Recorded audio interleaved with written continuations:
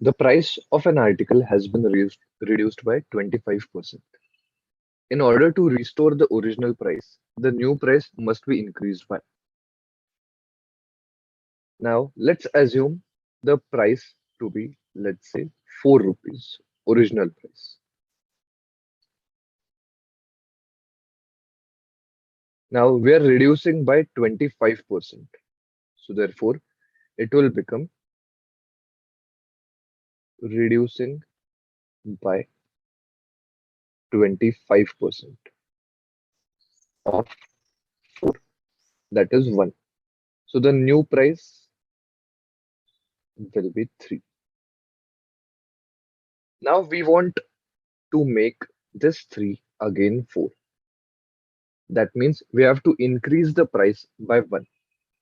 But now the comparison will be between the new price and the increase. So therefore, the percentage increase will be 1 upon 3 into 100.